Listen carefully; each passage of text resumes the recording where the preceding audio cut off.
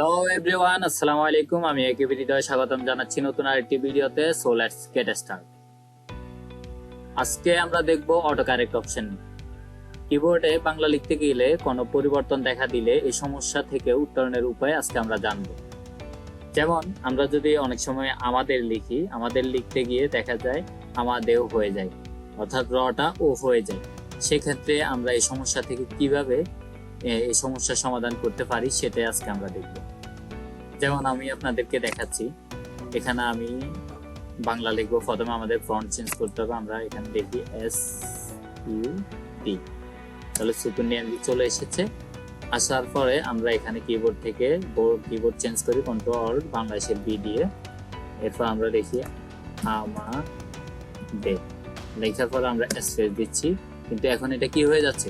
ও হয়ে যাচ্ছে। এখন এই যে সমস্যা, এটার জন্য আমরা আবার লিখছি আমাদের, আবারও ও হয়ে যাচ্ছে। এই সমস্যা থেকে উত্তরণের জন্য আমাদেরকে যা করতে হবে, প্রথমে আমরা ফাইল মেনুতে যাব। এখান থেকে আমরা যাব অপশন থেকে আমরা যাব প্রুফিং থেকে আমরা অটো কারেক্ট অপশনে যাব।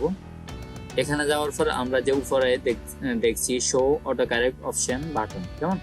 এখান থেকে আমরা এটাকে রেখে আর নিচে যতগুলো অপশন আছে সবগুলোকে আমরা কি করব? টিকমার্ক উঠিয়ে দিব। ওকে। এখন দেখো, আমরা এটাকে কেটে দিয়ে আমরা আবার লিখছি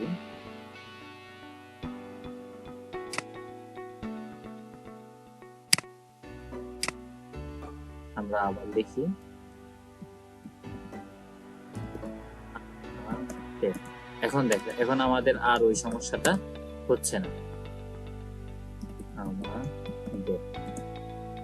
এভাবে আমরা আমাদের অটো কারেক্ট অপশনের মাধ্যমে আমরা আমাদের এই বাংলা লেখাতে যে সমস্যাগুলো হয় সেই সমস্যার সমাধান করতে পারবো। সো এই ছিল আজকের ভিডিওর মূল বিষয়বস্তু। সবাই ভালো থাকবেন, সুস্থ থাকবেন। আল্লাহ হাফেজ।